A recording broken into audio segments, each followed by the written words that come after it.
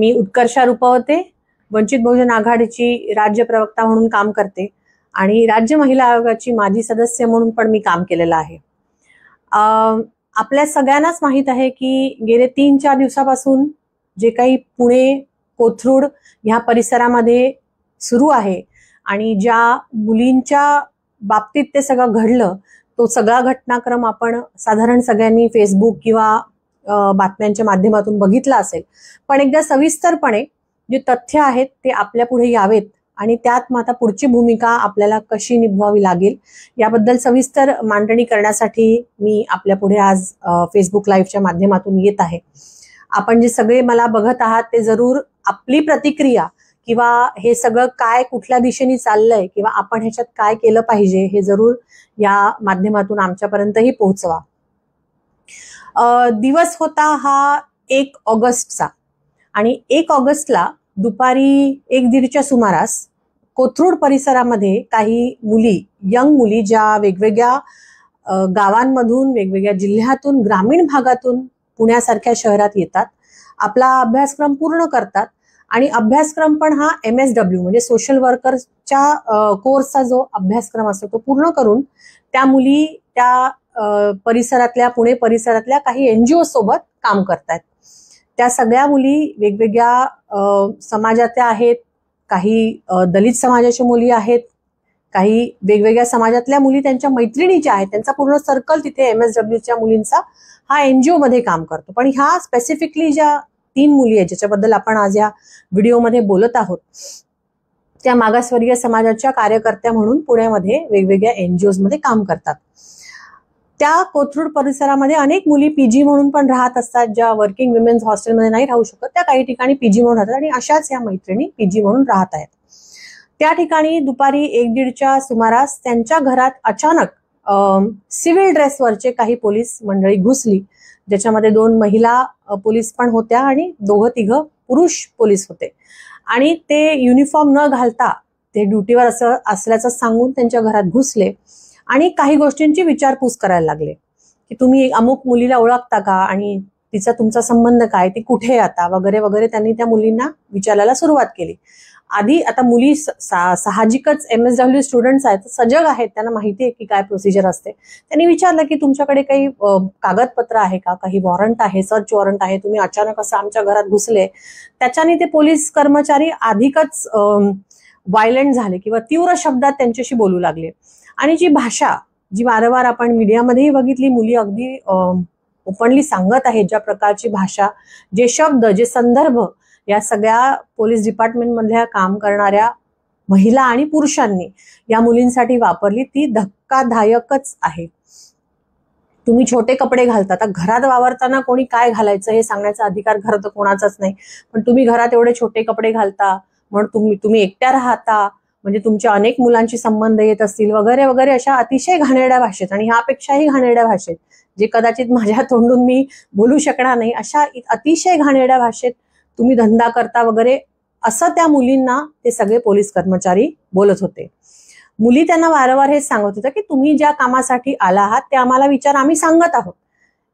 त्याची पार्श्वभूमी अशी की एक 15 दिवसाआधी संभाजीनगर मधून एक मुलगी तिच्या राहत्या एक विवाहित मुलगी तिच्या राहत्या घरातून अचानक निघून गेली आणि ती पुण्यामध्ये आली. त्या मुलीची पार्श्वभूमी अशी की तिचे सासरे हे रिटायर्ड पोलीस ऑफिसर आहेत आणि ते तिचा खूप छळ करत होते असं त्या मुलीचं म्हणणं आहे. म्हणून ती घर सोडून संभाजीनगरहून पुण्यात आली. वैशाली हगवणे ताईंची जेव्हा केस झाली तेव्हा अनेक पुण्यातल्या सोशल वर्कर्सनी आपले मोबाईल नंबर जे आहेत हे सार्वजनिक केले होते की जर कुठल्या महिलेला, एखाद्या बहिणीला त्रास असेल तर त्यांनी आमच्याशी संपर्क साधावा. अशाच कुठल्या तरी एका माध्यमातून ही मुलगी या तिघी ज्या मुली आहेत यांच्या मैत्रिणीपर्यंत पोहोचली आणि तिने मदत मागितली. ती मैत्रीण जी आहे ती वेगळीकडे राहते आणि तिचं लग्न झालेलं त्यामुळे घरी बाकी कुटुंब असल्यामुळे तिने तिला ह्या मुलींकडे 1 दिवसासाठी मुक्कामासाठी पाठवलं की पुढची सोय होईपर्यंत तुम्ही मैत्रिणीला सांभाळा. ती जी संभाजीनगरहून आलेली मुलगी आहे ती बालिक आहे, ती तिच्या शुद्धीत असताना इथे आलेली आहे, तिला कुठल्याही प्रकारची जोर जबरदस्ती नव्हती, उलट घरचा त्रास सहन होईना म्हणून ती इथे आली होती आणि या मुलीने तिची मदत केली. एक रात्र ती ह्या कोथरूडच्या मैत्रिणींच्याकडे राहिली आणि तिथून पुढे त्या मुलींनी तिला दुसऱ्या दिवशी सकाळी जे मुंडवा ह्या भागातलं, पुण्यातील मुंडवा भागातलं जे सखी वन स्टॉप सेंटर आहे, जे अशा पीडित महिलांसाठी की ज्यांना अचानक घर सोडावं लागलंय किंवा हिंसा झालेली आहे, असं हे केंद्र सरकार आणि महाराष्ट्र सरकारचं मिळून एक सखी वन स्टॉप सेंटर आहे. तिथे त्या मुलीला त्यांनी सोडलं आणि त्या त्यांच्या कामाने पुढे आल्या. आता त्याच्या इतक्या दिवसानंतर हे पोलीस अचानक या मुलींच्या घरी घुसले. त्यांच्याकडे कुठलेही कागदपत्र नव्हते, कुठलेही वॉरंट नव्हतं. त्यांच्यासोबत संभाजीनगरहून आलेले काही पोलीस कर्मचारी होते. त्यांचे नाव पण आपल्या समोर सगळ्यांसमोर आलेली आहेत. अमोल कामठे नावाचे एक PSI होते जे संभाजीनगरहून आले होते आणि त्यांच्याबरोबर आणखीन त्यांचे सायबर सेलचे एक अधिकारी होते सानप म्हणून, ते संभाजीनगरहून आले होते. आणि असं कळतंय की ह्या मुलींच्या सगळा जो लोकेशन आहे किंवा ह्या मुली कुठे राहतात हे त्यांनी कॉल ट्रेस करून आणि CDR रेकॉर्ड काढून मिळवले. आता एखादी FIR झाल्याशिवाय पोलीस असं कोणाचाही CDR रेकॉर्ड किंवा कॉल ट्रेस कसं करू शकतात, लोकेशन ट्रेस कसं करू शकतात, हा पण प्रश्न खरं तर इथे प्रामुख्याने उभा राहतो. पण हे सगळं करत असताना मुलींनी त्यांना पहिल्या 5 मिनिटातच सांगून दिलं की हो, ती मुलगी आमच्याकडे आलेली, तिची आम्ही एका दिवसासाठी मदत केली आणि आता तिला आम्ही वन स्टॉप सेंटरला सोडलंय, तर तुम्ही तिथे जाऊन बघा. पण त्यानंतरही ह्या मुलींना अतिशय घाणेरड्या भाषेत बोललं गेलं, त्यांच्यावरती नको ते आरोप केले गेलेत आणि त्यांना तिथे मारहाणही केली आली. ते पण जे पोलीस ऑफिसर होते, पुरुष पोलीस ऑफिसर होते, त्यांच्या माध्यमातून मारहाण झाली असं लेखी स्वरूपाची कंप्लेंट या मुलींनी तिथे दिलेली आहे. त्याच्यानंतर त्यांना पुरुषांच्या समोरच तिथे कपडे बदलायला लावले, त्यांच्या कपाटांची झाडझडती घेतली गेली. आता साहजिकच महिला म्हटल्यानंतर त्यांच्या अधिक प्रायव्हेट पर्सनल गोष्टी त्याच्यात होत्या, त्या सगळ्या काढून अस्ताव्यस्त फेकल्या गेल्या. आता ह्या सगळ्या वेळेमध्ये त्या मुलींची परिस्थिती काय झालेली असेल ह्याचा आपण खरं तर विचार केला पाहिजे की अचानक पोलीस सांगतायत आम्ही आलोय तुमच्या घरी आणि हे सगळं करत आहेत. खूप वेळ हा सगळा तमाशा तिकडे चालला आणि त्याच्यानंतर ते पोलीस मुलींना कुठलाही वॉरंट, कुठलाही पत्र नसताना उचलून पोलीस स्टेशनला घेऊन गेले आणि कोथरूड पोलीस स्टेशनमध्ये पुन्हा त्या मुलींची तिथे चौकशी सुरू झाली. त्या चौकशी दरम्यान सुद्धा मुलींशी अतिशय घाणेरड्या भाषेत बोललं गेलं. तुम्ही धंदा करता, तुम्ही घाणेरड्या मुली आहात, तुम्ही वगैरे वगैरे जे काही शब्द वापरले जाऊ शकतात ते वापरले गेले आणि जातीवाचक शिवीगाळ सुद्धा या मुलींना केला. आता आपल्या महाराष्ट्राची शोकांतिका ही आहे की कुणाचेही माणसाचं पूर्ण नाव घेतलं की ती जात कुठली ते आपल्याला सहज कळतं. कदाचित त्याच माध्यमातून यांनाही समजलं असं आणि जातीवाचक शिवीगाळ तिथे झाली. मुलींनी प्रतिकार करून सुद्धा हे पोलीस काही तिथे ऐकायला थांबले नाहीत. बराच वेळ त्यांचं हे सगळं म्हणजे इंटरोगेशन आणि हात्या वस्तू सुरू राहिल्या आणि त्याच्यानंतर संध्याकाळी 7:30-8 म्हणजे इतका सलग पूर्ण 7-8 तास पोलीस स्टेशनमध्ये ठेवून सूर्यास्त झाल्यानंतर तुम्ही महिलांना पोलीस स्टेशनमध्ये ठेवू शकत नाही. अरेस्ट वॉरंट नाहीये, काहीच नाही त्यांच्या विरोधात. 8:30-8:30च्या आसपास त्या पोलीस कर्मचाऱ्यांनी ह्या मुलींना, दोघी मुलींना ज्या कोथरूडमध्ये राहत होत्या त्याला कोथरूडमध्ये ड्रॉप केलं आणि तिसरी जी मुलगी होती ह्यांचीच मैत्रीण जी सोबत होती तिला त्यांनी धानोरी एरियात ती मुलगी राहते तिकडे जाऊन सोडायचं असं म्हटले आणि तिला तिथे घेऊन गेले. 2-2.5 तास ह्या दोघी मुलींना सोडल्यानंतर हे सगळे तिला पुण्यामध्ये फिरवत होते ठिकठिकाणी वेगवेगळ्या पोलीस स्टेशनला आणि शेवटी रात्री 11:15च्या सुमारास त्यांनी तिला एका निर्जनी ठिकाणी सोडून दिलं. तिचं घर तिथून लांब होतं, ती सांगत राहिली तरी पण त्या मुलीचं त्यांनी ऐकलं नाही आणि पोलिसांनी चक्क तिला तिथे भर रात्री सोडून दिलं.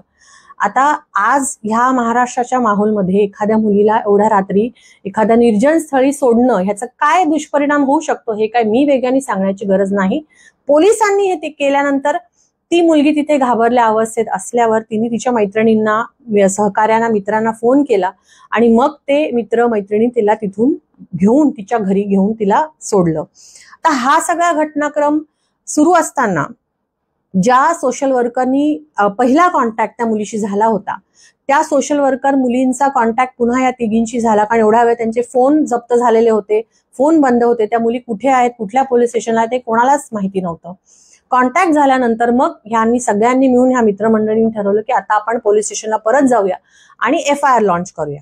रात्री 1 ते 1:30च्या सुमारास ही सगळी मंडळी पुन्हा पोलीस स्टेशनला गेली, कोथरूड पोलीस स्टेशनला गेली आणि त्यांनी तिथे FIR नोंदवायला आग्रह धरला. आता रात्र खूप झाली, सुट्टीचे दिवस आहेत वगैरे वगैरे सांगून पुन्हा एकदा ह्या मुलींची तिथे टाळाटाळ करण्यात आली. उशिरा रात्रीपर्यंत, पहाटेपर्यंत मुली तिथेच थांबल्या, त्यांच्या सहकारी मित्रांसोबत तिथेच थांबल्या आणि त्यांनी FIR नोंदवला नाही. अजूनही त्या मुली तेच सांगत होत्या की तुम्ही FIR नोंदवून घ्या, आमच्या बरोबर हे सगळं घटनाक्रम झालंय, CCTV आहे, वेगवेगळे आमच्याकडे पुरावे आहेत, आपण त्या बेसिसवरती FIR नोंदवून घ्या. 2 तारखेला सकाळपर्यंत हा सगळा प्रकार चालला, पण कुठल्याही प्रकारचा FIR तिथे नोंदवला गेला नाही.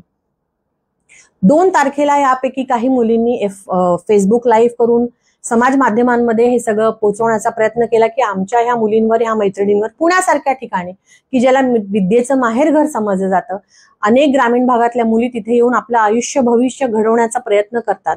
आणि अशा मागासवर्गीय समाजातल्या आलेल्या मुलींबरोबर कोथरूड सारख्या परिसरामध्ये पोलिसच येऊन अशी दमदाटी आणि मारहाण आणि शिवीगाळ करत असतील तर कसं होईल, अशा पद्धतीचं एक मेसेज साधारण ह्या फेसबुक आणि ह्या सगळ्याच्या माध्यमातून व्हायरल झाला. त्याच वेळेस ज्या मुख्य ती जी सोशल वर्कर होती, तिचं नाव असं आहे श्वेता पाटील ताई, ती स्वतः सोशल वर्कर आहे आणि ती आपले कार्यकर्ते जितरत्न पटाईत यांच्या सोशल सर्कल मधली आहे. तिने त्यांच्या माध्यमातून एक निरोप तिने पोहोचवला की आम्हाला असा असा त्रास होतोय, पोलीस आमचं ऐकून घेत नाहीयेत, तर तुम्ही कृपया याच्यामध्ये आमची मदत करा. लगेचच जितरत्न दादांनी आपल्या पुण्याच्या टीमला, वंचितच्या पुण्याच्या टीमला इंटिमेट केलं आणि अर्ध्या तासाच्या आत ही सगळी मंडळी पोलीस स्टेशनला जाऊन पोहोचले. आता कोथरूड पोलीस स्टेशन त्यांच्या सगळ्या आवारामध्ये हे ठिय्या आंदोलन सुरू होतं. मागणी हीच होती की मुलींचं जे म्हणणं आहे ते ऐकून तुम्ही लवकरात लवकर FIR नोंदवून घ्या आणि SC ST ऍक्ट ह्या कायद्याच्या विरोधात नोंद झालीच पाहिजे, आग्रह धरला होता.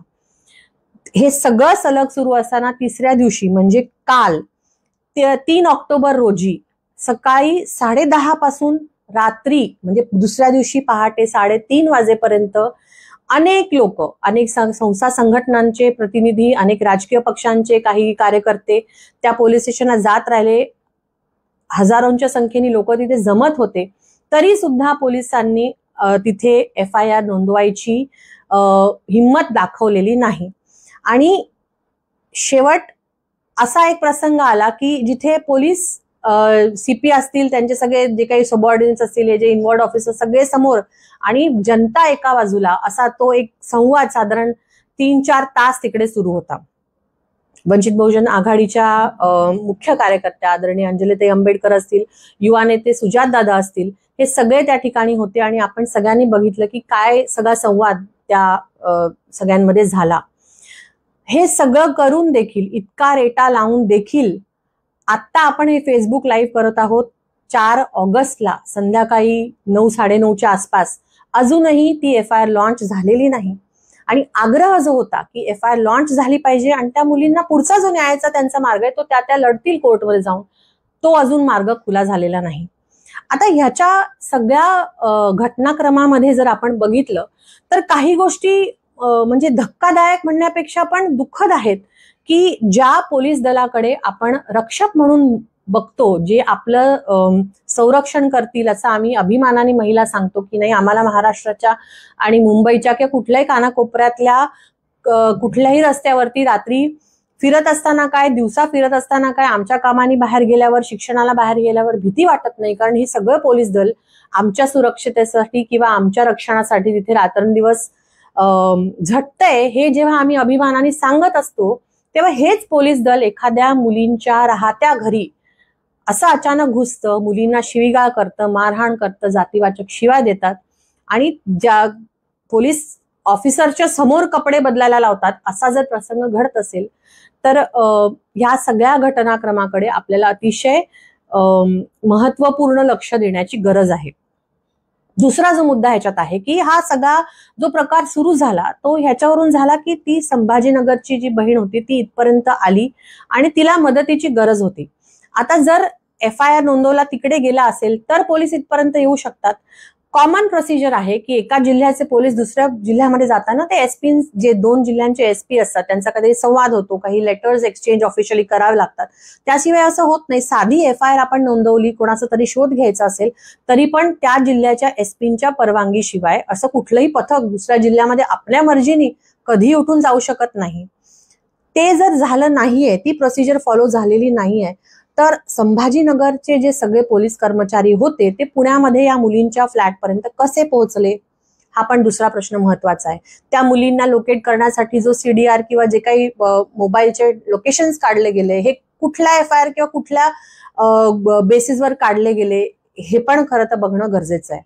तिसरा आणि महत्वाचा मुद्दा की हे सगळं झाल्यानंतर जे मुली सांगत आहेत त्यांच्यावर विश्वास न ठेवता जे उत्तर, लेखी उत्तर पोलिसांनी कालच्या सगळ्या या ठिय्या आंदोलनानंतर दिलं, ते तर अजूनच धक्कादायक आहे. कारण त्याच्यामध्ये ते असं म्हणतात की कुठल्याही प्रकारचे FIR किंवा SC/ST कायद्याखाली गुन्हा नोंदवण्यासाठी ज्या काही तथ्य त्याच्यात लागतात, हे आम्हाला काही त्या सगळ्या ह्याच्यात दिसत नाहीयेत. आता जो कायदाच मुख्यतः अट्रॉसिटीजचा आहे, प्रिव्हेन्शन ऑफ अट्रॉसिटीज ऍक्ट SC/STच्या विरोधातला, तो अट्रॉसिटीजचा जो ऍक्ट आहे त्याच्यामध्ये काही विषय अगदी क्लिअरली मांडले गेलेले आहेत. आपला त्या ऍक्ट मधला सेक्शन 18A असं म्हणतं की जेव्हा ह्या कलमाखाली, SC/ST ऍक्टच्या कलमांखाली जर गुन्हा नोंदवायचा असेल, FIR नोंदवायचा असेल, तर त्याआधी इन्क्वायरी करण्याची गरज नाही. कारण त्या गुन्ह्याची तीव्रताच तेवढी असते. जातीवाचक शिवीगाळ झालेला असेल, मारहाण झालेली असेल, बोलणं झालेलं असेल, अन्याय झालेला असेल, तर FIR लॉन्च करायच्या आधी इन्क्वायरी करायचीच गरज नाही, हे सेक्शन 18A स्पष्ट सांगतं. आता पोलिसांनाही माहिती नाहीये का, किंवा पोलिसांना जे लिगल सल्ले देतात त्यांना हे माहित नाहीये का, आता ह्याच्यातला भाग नाही, हे सगळ्यांना माहित आहे आणि ते झालेलं नाही, ती प्रोसिजर फॉलो झालेली नाही. दुसरा जो प्रश्न आहे तो म्हणजे SC/ST ऍक्टचा जो 31R आणि S हा कलम आहे, त्याच्या अंतर्गत हे गुन्हे दाखल झाले पाहिजे होते. पण आज तिसरा चौथा दिवस आहेत आणि अजूनही पोलिसांनी ते गुन्हे दाखल केलेले नाहीत. आणि जे काही आंदोलक किंवा जे काही ठिय्या आंदोलन करण्यासाठी जे काही कार्यकर्ते तिथे होते, स्वतः सुजातदादा वारंवार मीडियासमोर जे सांगत होते की हे गुन्हे दाखल करण्यासाठी कोणाची परवानगी किंवा कुठलेही तथ्य शहानिशा करण्याची गरज नाही, हे तुम्ही आधी लॉन्च करा FIR आणि मग तुम्ही तुमची इन्क्वायरी करा, हे पोलिसांनी पूर्णपणे साईडलाईन करून टाकलं. आता प्रश्न हा आहे की जर कायदा इतका आपला क्लिअर आहे की कसं काम झालं पाहिजे, तर मग पोलीस टाळाटाळ का करतायत? पोलिसांची सगळी भूमिका पहिल्या क्षणापासूनच संशयास्पद आहे की कोणीतरी संभाजीनगरचे पोलीस येतात, पुणे कोथरूड पोलिसांच्या सोबत मिळून ते इथपर्यंत पोहोचतात आणि मुलींना ह्या प्रकारे त्रास देतात. ह्या सगळ्याच प्रक्रियेमध्ये पोलिसांची भूमिका तर निश्चितच संशयास्पद आहे. पण मला कमाल ह्याची वाटते की ह्या सगळ्या प्रक्रियेवरती अजूनही कुठल्याही प्रकारचा हस्तक्षेप आपल्या राज्याचे मुख्यमंत्री असो, पुण्याचेच डेप्युटी CM आहेत, त्यांनी घेतलेला नाही, हा हस्तक्षेप ह्याच्यात केलेला नाही की नाही तुम्ही चुकीचं करताय किंवा प्रोसिजर फॉलो करा. आणि होम मिनिस्टर म्हणून किंवा पोलीस डिपार्टमेंटचे एक हेड म्हणून होम मिनिस्टर असतात, गृहमंत्री असतात, तर त्यांनी ह्याच्यावरती खरं तर पोलिसांना निर्देश देऊन लगेच FIR लॉन्च करायला सांगायला हवी होती. पण अजिबात त्या प्रकारचं काही झालं नाही. राज्य महिला आयोगाकडे ह्या मुलींनी ज्या दिवशी रात्री हे सगळं घडलं त्या दिवशी रात्रीच ईमेल करून त्यांना कंप्लेंट केलेली आहे. त्यांना ईमेलवरून त्यांनी त्यांची तक्रार नोंदवलेली आहे. मी जी माहिती घेतली आणि जे ट्विट बघितलं त्याच्यानुसार अध्यक्षांनी, राज्य महिला अध्यक्षांनी ट्विट केलंय की आम्ही संबंधित पोलीस अधिकाऱ्यांना सांगू आणि जी योग्य ती कार्यवाही करायस सांगू वगैरे, असं त्यांनी त्या प्रकारचं एक स्पाइनलेस ट्विट मी त्याला म्हणेन की ज्याच्यात अजिबातच काही ताकद नाही, फक्त ट्विट करून विषय सोडून दिलाय. खरं तर अध्यक्ष ह्या पुण्यातच राहतात. जर एवढंच गांभीर्य असलं असतं तर त्यांनी जाऊन तिथे पोलीस स्टेशनला ह्या मुलींचं किमान सांत्वन करून मग पोलीस स्टेशनला समोरासमोर त्या पोलिसांना धारेवर धरायला हवं होतं, पण तसंही काही झालेलं नाही. अनेक नेते म्हणजे केंद्रीय मंत्री असोत, तिकडचे खासदार असोत, महिला आमदार निवडून आलेल्या आहेत पुण्यामध्ये, त्यांच्यापैकी कोणाचंही तिथे येऊन काहीच वक्तव्य नाही. त्या मुलींना कुठल्याही प्रकारचा सपोर्ट या मंडळींनी दिलेला नाही. त्यामुळे पोलीस डिपार्टमेंट तर निश्चितच संशयाच्या भोवऱ्यात आहे. पण जे राजकीय तिकडचं सगळं वातावरण आहे, जे राजकीय प्रतिनिधी आहेत, लोकप्रतिनिधी आहेत, त्यांनी पण या सगळ्या विषयाकडे कुठेतरी कानाडोळा केलाय, हे तर निश्चित लक्षात येतंय. पुढे काय आता ह्या पुढच्या सगळ्या लढाईमध्ये आपण जसं बघितलं की सोमनाथदादा सूर्यवंशी यांची जी पोलीस कस्टडीमध्ये हत्या झाली, त्याचं जे सगळं एकूणच आपण बघितलं मागच्याच आठवड्यात सुप्रीम कोर्टाने हायकोर्टाचा निर्णय हा अपहोल्ड केला आहे आणि पोलीस डिपार्टमेंटवरती लगेच FIR करण्याचे निर्देश हे सुप्रीम कोर्टाने दिलेले आहेत.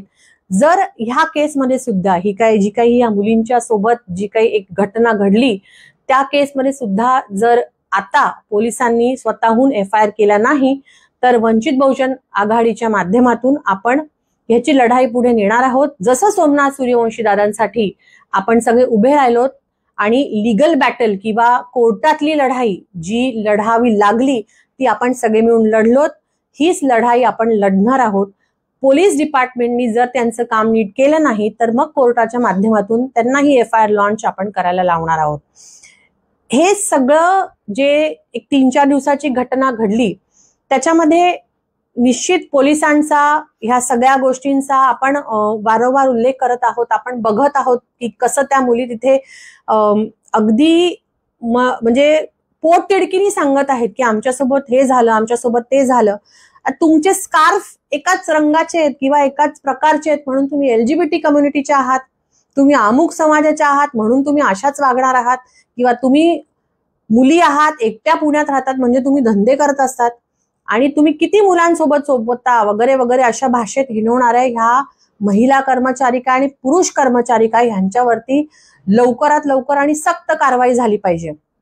आणि वारंवार जे आपण सांगतोय की पोलीस दलात काम करणारी ही जी असंवेदनशील मंडळी आहेत यांना काढून बाहेर तरी फेका, नाही तर त्यांना सुधरवण्याचं तरी काम आता कुठेतरी किमान आता तरी जागे व्हा आणि सुरू करा. कारण ही एक केस आहे, ही त्या श्वेता पाटील ताई असेल किंवा त्यांच्या सहकारी असतील त्यांच्या माध्यमातून आपल्यापर्यंत किमान पोहोचली, त्यांच्यासाठी न्याय मागण्यासाठी आपण सगळे झटू शकतो. पण अशा असंख्य अशा केसेस आहेत की ज्या पोलिसांच्या दमनाखाली किंवा ह्या सगळ्या अशा नेक्सेस खाली दाबून टाकल्या जातात आणि त्या महिलांना न्याय प्रक्रियेपासून पूर्णपणे वंचित ठेवलं जातं.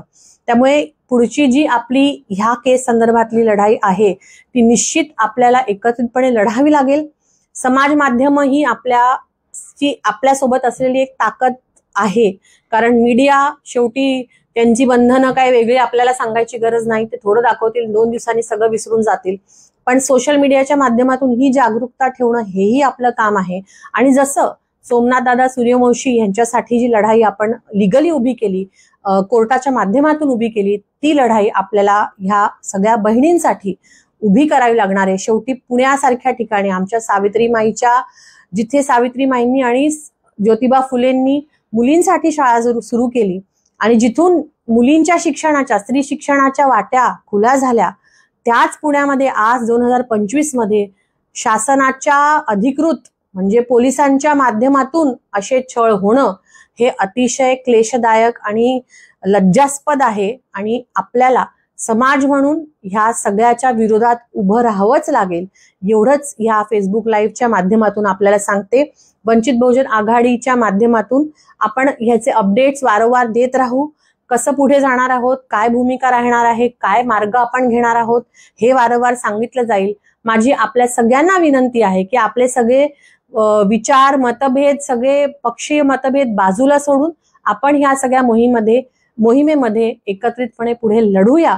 आणि ह्या मुलींना ज्या आपल्या बहिणी आहेत, आज यांच्यासोबत झालंय, उद्या आपल्यासोबत होणार नाही ह्याची गॅरंटी आता राहिलेली नाही. त्यामुळे आता आग आपल्या घरांपर्यंत येऊन पोहोचलीये. आता तरी संघटितपणे पुढे आपण काम करूया, एवढीच एक इच्छा या फेसबुक लाईव्हच्या माध्यमातून मी व्यक्त करते. आपण सगळे ह्या लाईव्हच्या कार्यक्रमामध्ये जोडले गेलात. आपले काही कमेंट्स असतील, आपले काही विचार असतील तर जरूर ह्या माध्यमातून आपण आमच्यापर्यंतही पोचवा. आणि अजूनही अशा काही मुली जर पीडित असतील किंवा अशा अवस्थेत असतील तर जरूर त्यांना मदत करण्याचा आपण सगळे मिळून प्रयत्न करूया. ज्या सगळ्या सहकार्यांनी मग ते वंचितचे कार्यकर्ते असो किंवा पुण्यातले इतर संस्था संघटनेतले कार्यकर्ते असो, विशेषतः या चौघी मुली, त्यांच्या मैत्रिणी, त्यांचे मित्र जे बोलू शकले, जे पुढे आले, ज्यांनी हिंमत दाखवली की या सिस्टमच्या विरोधात आपण लढलं पाहिजे, ह्या अत्याचाराच्या विरोधात आपण लढलं पाहिजे, त्या सगळ्यांना मानाचा जय भीम करते आणि थांबते. धन्यवाद.